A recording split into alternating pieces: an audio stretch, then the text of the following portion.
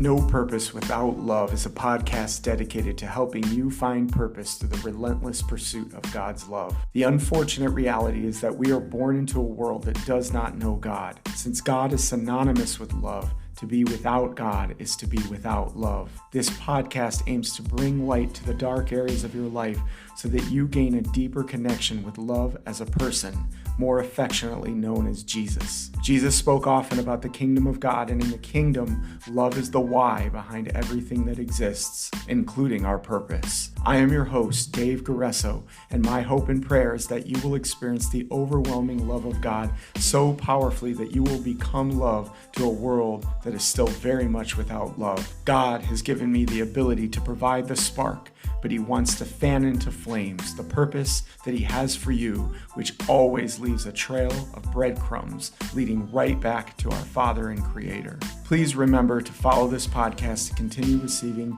notifications about new episodes as they're released. Now let's get fired up. Hello and good morning, good evening, good afternoon, depending on where you are in the world. I am your host, David Guerreso of the No Purpose Without Love podcast, where we learn to lead well, live on purpose, and honor God with your life. Today, I have with me my friend Rob. And just to do a quick intro on Rob, for over a decade, Rob has been blessed to impact thousands of lives, helping people overcome their limiting beliefs through coaching and speaking. He currently helps entrepreneurs and business owners with their business growth by improving their brand image and marketing their products and services more effectively. Rob, thank you so much for joining me on the show today. Glad to have you here. Thanks for having me, Dave. You're welcome, sir. So why don't you just kick it off by telling us the story of how you even got into the work or got to where you are today in general? Yeah. So I guess there's multiple different pieces to it, right? So there is the coaching piece, the mindset piece, and then there's like the marketing content, all of that piece as well. If we kind of go back to the coaching side of things. So about 12, 13 years ago, I got involved with a gym. I started as a personal trainer. I grew from a personal trainer to a salesperson to the manager of that gym, then expanded quickly over the next few years. We had 6 different gyms. I was in charge of those. I was leading teams. And it was a lot of fun along the way, just helping out with leadership and sales and training and all of that stuff. But what really started to make me interested in mindset and where people are at and how do we change habits and everything like that is I realized that as a personal trainer, you hand people a plan, a program, and I'd hand them a nutrition program. They'd stick to it for about 6-7 days, then decide it's too hard and not do it anymore. And I was just like, man, like what's going on?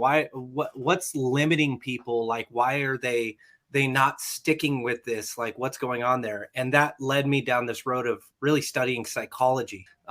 So I ended up getting multiple different certifications in NLP and strategic intervention, which is a company I trained with that's owned by Tony Robbins and Chloe Madonis. And behavioral therapy. Like I started doing all of this, these certifications, this education, and that really informed this passion that I had with helping people get out of their own way and get into what they actually want for themselves. And then as far as the content piece of things, that goes back even further. I've been in filmmaking for over 2 decades. That's actually not even on my resume, but I got involved with acting and filmmaking and all of that stuff. So as I started to help more business owners, I started talking to them about their content and their marketing and helping them be more of themselves in their marketing and in their content. And that naturally progressed over time. And now I'm very blessed to be able to help people do that for themselves and for their business. Yeah, absolutely. I've experienced that with just a couple of meetings with you, Rob. So I'm well aware of what you're able to accomplish. And I think one of the things I appreciate most is the authenticity. And that's what I hear you talking about. Yeah. So yeah, that's awesome. So I am curious about one thing though, before we go on. You had mentioned this thing that keeps people stuck. And that's what kind of led you down the psychology thing. And for those of you listening, if you heard NLP, that's neuro-linguistic programming, right, Rob? Yes. That's a fancy term and a very interesting science, by the way. But what is it that causes people to get stuck? Like what did you discover? So it's crazy because it feels so complex when you try to dive into it. But if you simplify it and you boil it down to like, hey, what's the one thing that gets people stuck? It all boils down to belief system. What you believe is possible, what you believe is accomplishable for yourself. And more often than not, when you're self-sabotaging, when you're, man, I really want to do this thing, but I can't get myself to do this thing, or hey, I stay involved in it for a little bit and then I fall off the bandwagon, I have to start all over. It really comes back to like, do you believe that what you're trying to achieve is even accomplishable? Because a lot of us will carry a bad belief of, yeah, so and so did it, so it's easy for them to do it, but it's so much harder for me. It's like, no, everybody struggles, right? So the thing that needs to be corrected right off the bat is what you change what you believe, you change what you think is possible for yourself, you change that perspective, it totally shifts the actions that you're so belief is the thing that gets people caught up more than anything else, because we naturally want to point, right? We want to point that finger and we want to say, oh, like my spouse is not supportive, or oh, like the competition's too hard, or oh, my boss won't listen. We love to point fingers, but when we bring it back around and we point that finger to ourselves and we say, hey, maybe I don't believe, that's where we start to actually find our power inside of ourselves. We find that strength that God has really placed inside of us, and we can unlock that and really fulfill our potential. Yeah, so it's essentially whatever we believe can become our reality, or as a man thinks, so is he. We've heard that before. And Yep. so, yeah, powerful. And I think sometimes we're held back just because we don't believe in what we're trying to accomplish, or we don't believe in ourselves. And we can even see a false narrative that's not even there, and create a reality maybe that doesn't currently exist from it, which that's the scary side of it. Yeah. Well, and think about it. How easy is it to not take action if you truly believe that it's not even possible? Right. So a saying that I heard a long time ago is, the place you'll find the most unused potential is in the graveyard. Yeah. Where all the goals and dreams and visions go to die. Very familiar with that one. All right, so let's change it a little bit. So speaking of God, like what role has being a follower of Jesus played on your journey so far? The more that I've matured in my faith, the more I understand that none of this is right. So the biggest change in my perspective of the role that God plays in my life is everything is outside of my hands other than my action, right? So what I follow through on is the only thing that I can do, and God is going to impact the outcome of that. So it's allowed me to detach my emotional state from the outcome, and therefore I don't have to be desperate because I know my Father's going to take care of it, right? So you and I were talking about this, Matthew 6, Yes. right? Yeah, That whole first. chapter, right? Yeah. And I have it tattooed on my arm, verse 33, verse 34. I wish I put 34 on my arm as well, work that into the tattoo. But, seek first the kingdom of God and all his righteousness, and all things are added to you. Therefore, don't worry about tomorrow, for tomorrow brings its own worry. I think for years and years, I really struggled with worrying about every little thing, especially if it was, how am I going to pay this bill? How am I going to do this? How am I going to grow my business? How am I going to do that? And the more that I've matured in my faith, the more I've scaled that back and just said, like, Lord, I don't know, our nation might fall tomorrow, and I can't possibly prepare for that. So the future is in your hands, Lord. I'm just going to do what I can today. I'm going to take the actions I can today. And as I move this direction, Lord, bless it or cut it off. right? Like my life is in your hands. So Yes. Mm-hmm. that's dramatically impacted how I interact with people, how I treat and serve clients. It's impacted everything. Yeah. So we have somebody that replied, Melanie says that the age of our faith plays a big role. And so I think what she's talking about is sort of as we mature in our Yeah. faith, it definitely changes perspective. I have to agree with that statement in my Yeah. own experience. I would say the age of your faith plays a big role. The depth of your faith plays a big role, because I mean, like, think about how we're supposed to be. The Bible says that we should be like a child, Yeah. right? And just in awe and wonder, Mhm. right, of what God does for us, and what, how he can command the mountains to move. Like, so there's nothing that's outside the realm of possibility for him. Therefore, if I'm his child and he's taking care of me the way Matthew 6 says that he will take care of me, I have nothing to worry about. I just have to do what's right in my Father's eyes. Yeah. And to go along with that too, is like I've often said the same thing. It's not about me, it's about God. But I also think it's about who we become in the process, because all of these things are meant to shape us and conform us to a certain pattern of who he is so that we can reflect that. Right. And so I think that's an important aspect of it, is although it's not entirely about us, it has something to do with us in who we become and how we reflect his character out into the world. Just something. And another thing, even recently, is that we talk about the love of God toward us and the love of us toward God, but sometimes we miss out on the fact that he created us to be for each other as well, right? Yes. And so I have all these brothers around me that love me and care for me, and because of some of the stuff I've been through, right, early on in life, I lack the trust automatically. And I build these false narratives. I think we were just talking about this, these false narratives in our head that, we believe. Maybe they're true, maybe they're not, but it gets in the way of that. And so I think as the depth of our faith grows, like you're talking about, Rob, that translates onto other people as well, and how we learn to love them better and to even learn to receive love more. Whereas before, maybe we would have rejected it for various. Absolutely. I mean, like, how well do you take compliments, David? Like, do you take compliments well? I'm getting a little bit better, but I still struggle. Yeah, I struggle with it too, because I always want to push it off onto somebody else, or I always want to make a joke about it, like oh, like, well, you should have saw me last month, like, like I'll make excuses. I have to qualify the compliment for some reason, right?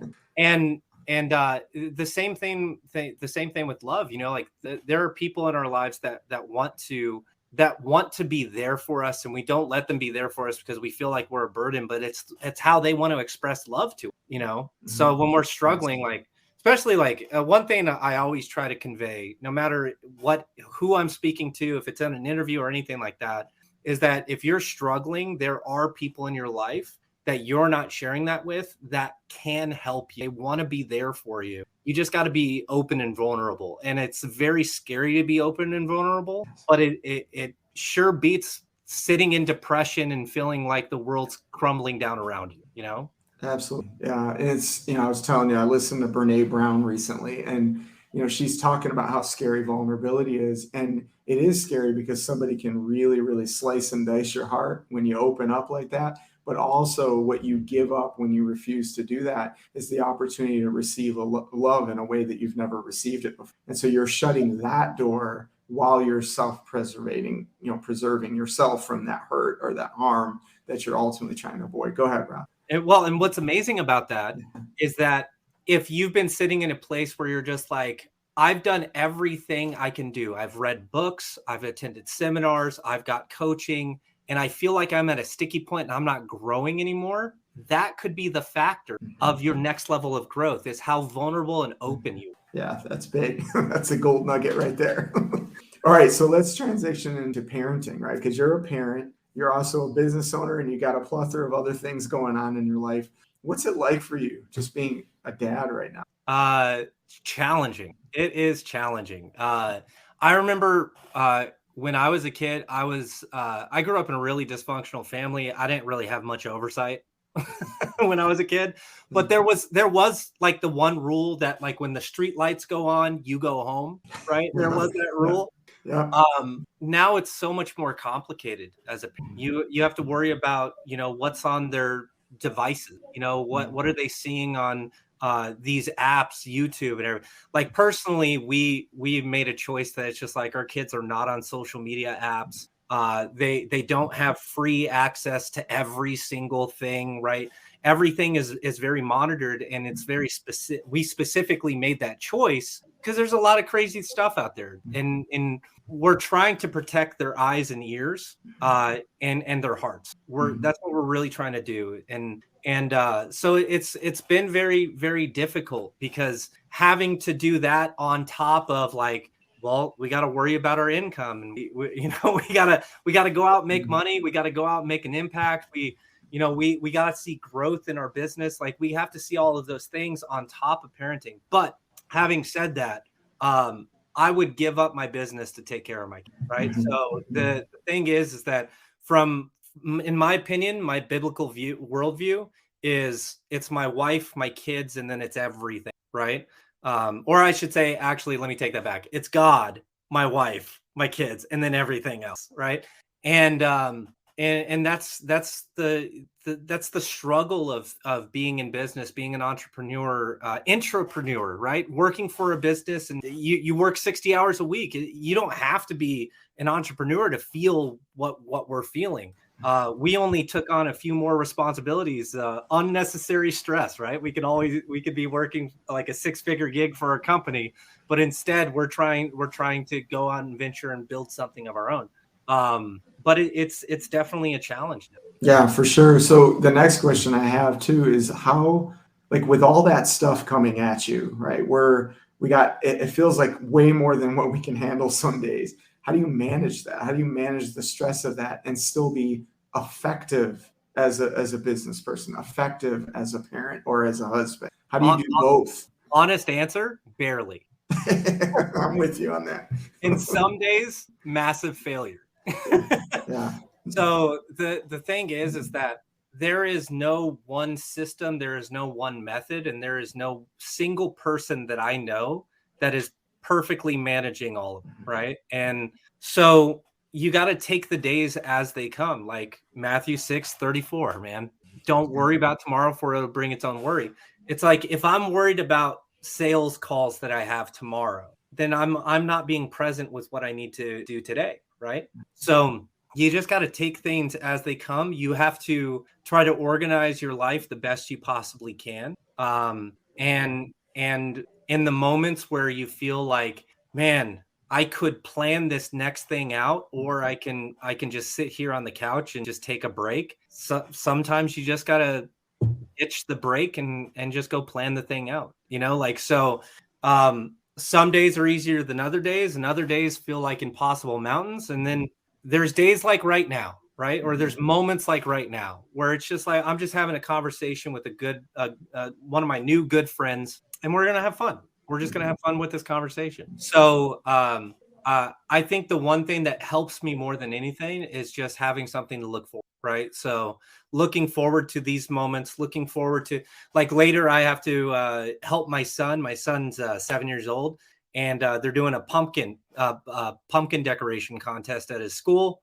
I get to help him decorate that pumpkin later, right? So just looking forward to spending that time with my son and helping him do that. So having those things to look forward to, having those events or those moments to look forward to, they help you get through the times where it feels like everything's piling up. Yeah, I hear the 2 G words in there: grace and gratitude, right? Yeah. You have this certain gratitude that I hear you communicating about what's coming and what you're currently experiencing. And Yeah. you're giving yourself grace or compassion or self-compassion because you're allowing yourself to have those bad days. You're allowing yourself without beating yourself up.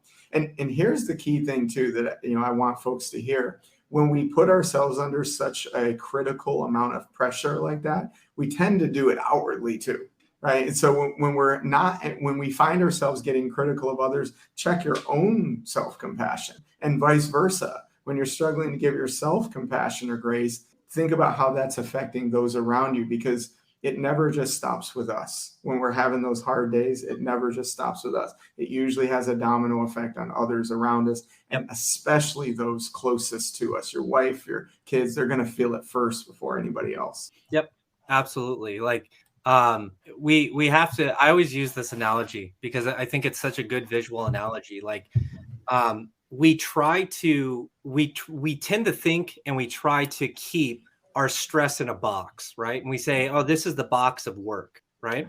And then everything going on with family, we keep it in that box. Hey, this is family, and this is hobbies, and this is that, and this is that. But think about all these boxes like shoe boxes, and you're filling them with water. How long is it before the walls of that box, disintegrate, right? And the water comes flooding out and everything gets mixed up already. So whatever you got going on inside is going to show out. It just is, like what's the saying? You can't lead anyone else unless you can lead yourself first. That's right. Right. So it's important for us to realize that. And let me point out something as well. 2 years ago, the whole grace factor, the gratitude factor, I've always been a person that expresses gratitude, because growing up the way I grew up in a super dysfunctional family filled with abuse, alcoholics, people in and out of jail, so on and so forth, right? I was the neglected kid in that mess, right? And growing up, so every time something is good in my life, I'm super. The grace for myself, I mean, like, I've only improved that over the last couple of years, because I am naturally very hard on much harder. Like, someone can say the harshest thing to me and I'm like, dude, that didn't even compare to what I say to myself. So that's only been a progression. I've only gotten better at that over the last couple of years. So I'm only a step or two ahead of the person that hasn't figured that out yet. Yeah, and I think that's a struggle for a lot of us, right? Is, really giving yourself that same self-compassion that, and here, that's another thing I'll add is, like, I think when we've experienced that, because I experienced some things too when I was younger, it's easier for us to give it when we are the ones who never receive. That's also true. And that's what I hear you saying. So you brought up... Actually, one more thing, and I just like to point this out because I love this quote. Albert Einstein said, "You wouldn't judge a fish by its decline." Right. Right. I like that. A lot of the times we give ourselves such a beating over something that we're not good at. We're not competent, right? So it's important for us to realize that, there's going to be areas in our life that we want to improve, but there's a lot of work that needs to go into that, and that's okay. Yeah, absolutely. Because you're not going to be the best at everything, right? Whoever asked us to, we're given a few talents, right? And we manage those well, but to expect ourselves to be great at everything. And I know sometimes I think our culture promotes that, right? It promotes this idea that we have to be better at more things than we're actually capable. But like you said, right, you can't judge a fish by its ability to climb any more than you can judge me by my ability to maintain extreme attention to detail. Because the truth is, I'm just not going to do it. I'm not going to do it. That's true. That's me too, man. I've been called aloof more times than I'd like to admit. So going back to the subject of leadership, right? Because that's one thing all this has in common: parenting, business ownership, whatever, right? Why is leadership important in all of this? Man, leadership's important. If you are the one steering the ship, the people that are on the ship need to trust in where you're taking, right? So let's actually talk about this in segments. Leadership in business is vitally important because people will only do so much for their pay, right? Yeah. But they'll do so much more for purpose. So being a good leader is conveying that purpose often and living out that purpose publicly. Right? So that's what it takes to be a leader in business. When we're talking about leadership and parenting, who you are is who your kids will be. Scary thought. Right? Or maybe exciting for some. This is real talk. Like, here's the thing. Whenever I see something in my kids I don't like, I go, that's probably me. Yeah. That's probably me expressed in those moments. Right? Like my daughter, like I have two gears. Let's get super serious and deep. or let's laugh about everything and anything, right? Mhm. And so I see in my daughter, when we're trying to have a serious conversation, her making very sarcastic jokes. And I'm like, that's me. That's me right there, man. Like I can't avoid it, man. Like I got to look right at it. Should learn from the best. Learn from the best. And guess what? She's on point. She's funny. Yeah. All get out, dude. So, watching my kids realizing like, hey, they're going to do what I do. They may not think what I think or believe what I believe, because I can't get that in depth with my children. Right. But I can act out my beliefs, and I can act out what I think is the right thing to do. One thing that my kids realize, and this is a rule I have in my house, is like, hey, if you get in trouble, it's one punishment. If you lie to me, it's 10 times more. Yeah. So just tell me the truth. And so we created this culture with our kids that it's like, you are incentivized to tell me the truth, because it's just not going to be as bad. Right? Because I want my kids to always be open with me, and I want them to be honest with me, and I want them to be able to tell me the truth. So that has to play out with me telling them, right? Like if they ask me why, I got to give them a why. If they ask me why 7 times, I will get to a point where I'm like, okay, I have no more whys. Okay. Right. Right. You run out of that. And it's funny because I remember when my parents used to say, because I said so. And I always said I wasn't going to do that until I got to the point where I understood why they said it. Yep. I'll be pretty gracious about the first 1 or 2 whys. And then it's just like, okay, because dad wants it this way. And if you keep asking me why, it's just going to get worse. So just go with it, dude. Yep. Absolutely. But that leadership is important in parenting. And then when it comes to my marriage, like I can't expect my wife to be in her devotionals every single day unless I'm in my devotionals every single day, right?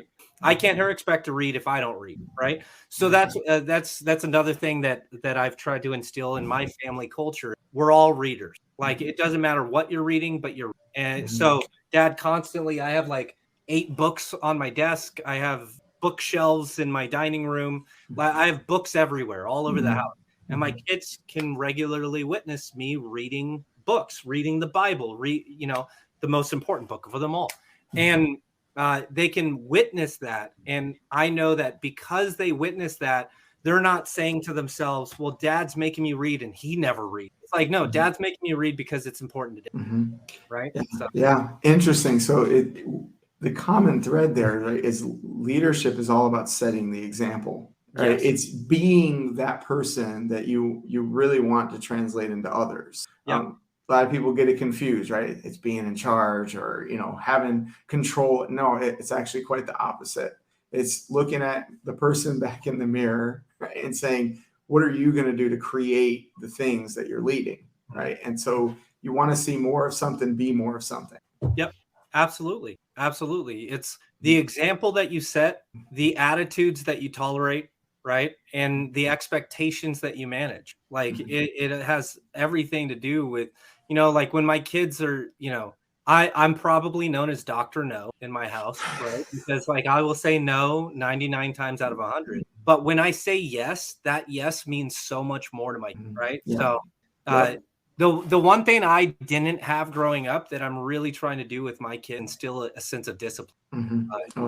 And I didn't have that. I was not managed as a child, right?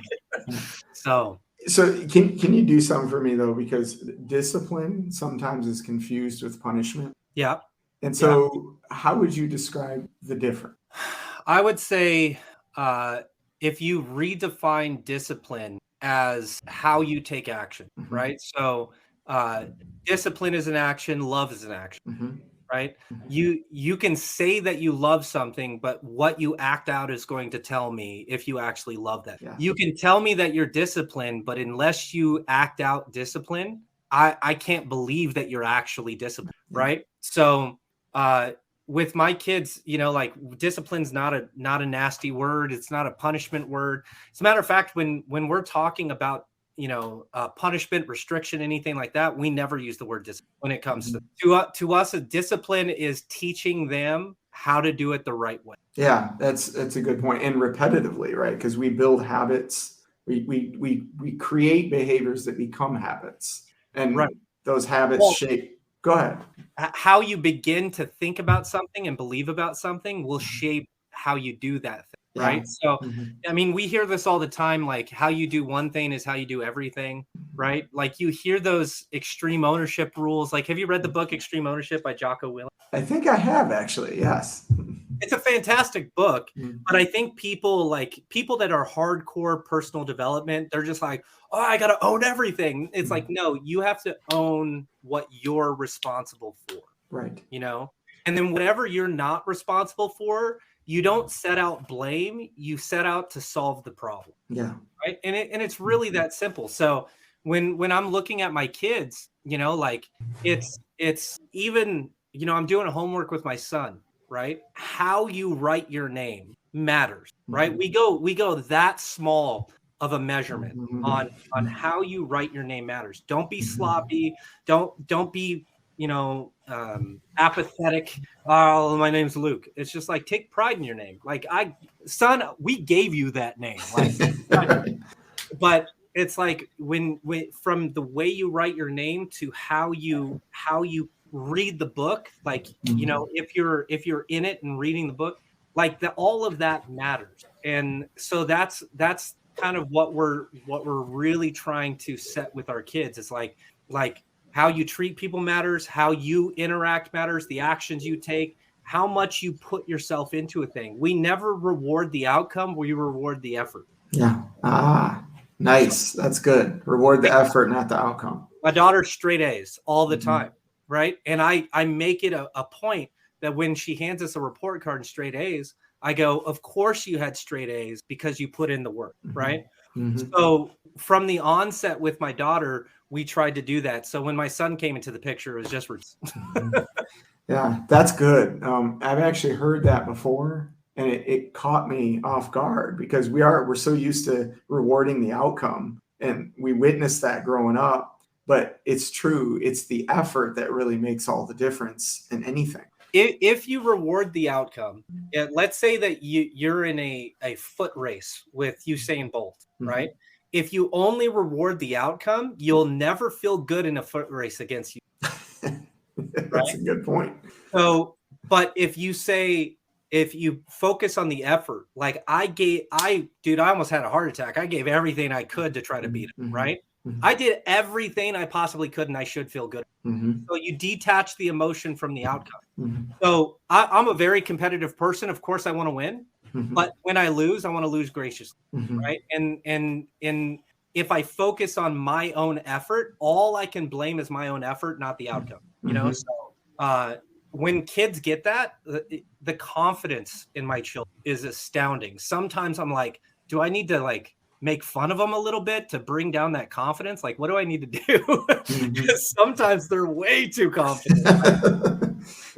but all in all, like I like that they have that Mhm. confidence because they're not afraid to try things, they're not afraid to do things, and when they do things, they just lean into it and they put their full selves in. Yeah, it kind of makes me think of something I heard. It usually is in a different context, but I think it fits here. The grass is always greener where you water it. I heard Yeah, that recently, and I was like, "Oh, that's good." So, in essence, wherever you put the most effort in, that's where your proverbial green grass is going to be the greenest. well, and I'll even add to that, it's not just about water, right? The grass is always greener where the most crap has been, Yeah, I love that. right? Yeah. So sometimes and really I thought of that one day because I was just like, all the crap that I'm going through, what's the point of me going through this? And I realized, like, dude, just like being in the gym and lifting weights, the more repetitions and the more volume that you get doing that thing, the stronger you'll ultimately, right? There's a rule about in bodybuilding, and it's called and the rule is time under tension. The more Mhm. time under tension you can get on your muscles, the more growth you'll actually see from those muscles, right? Of course, you need to rest and recuperate and all of those things, but I'm talking about workouts specifically. And when I realized that, I realized, man, the grass is green where you water it, but sometimes where the most crap is, you'll see the most growth. Yes. So it's okay to go through those times where it feels like everything's piling on, Because ultimately, we were talking about this too. Another saying I have is when something goes wrong, man, that just made my story better. Yeah. I've actually shared that with several people since then.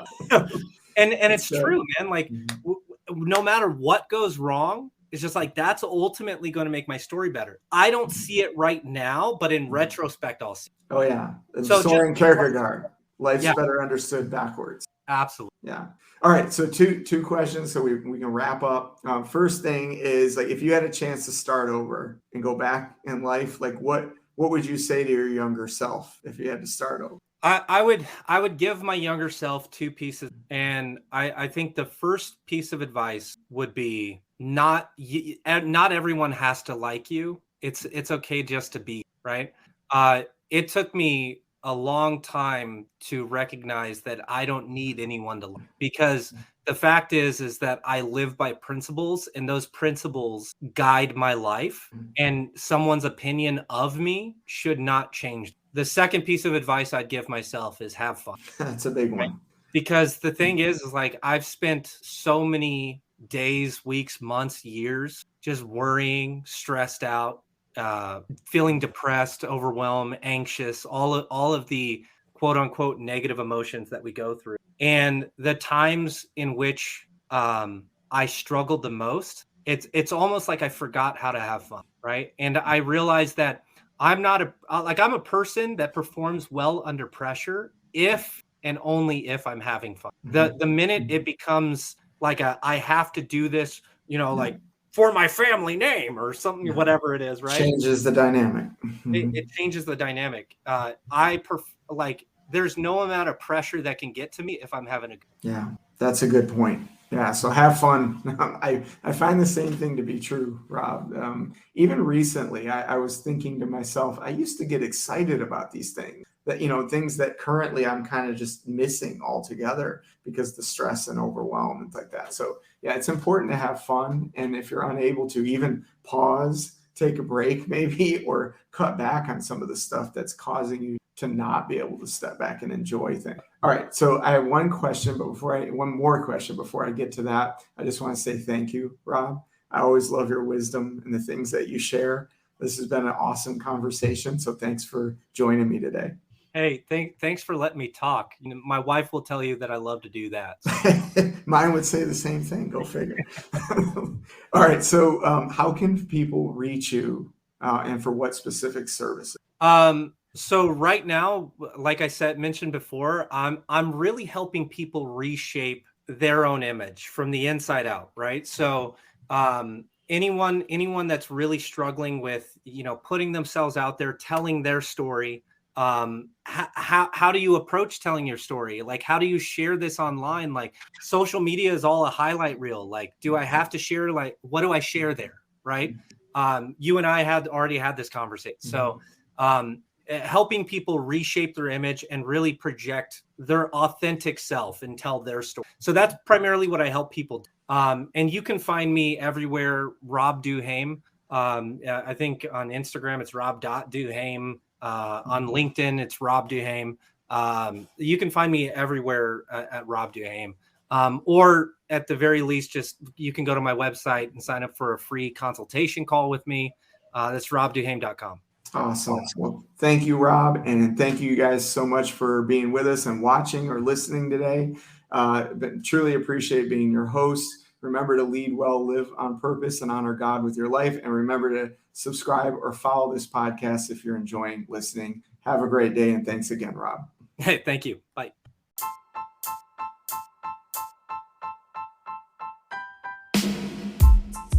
Thank you once again for listening and supporting the No Purpose Without Love podcast. If you like what you've been hearing, please remember to follow this podcast to continue receiving notifications about new upcoming episodes. For more information about how to start your own purpose-filled journey or to get in touch with me, you can start my online course by going to courses.beaconleaders.com, or you can email me at info@beaconleaders.com. You can also visit my website at www.davidguerreso.com.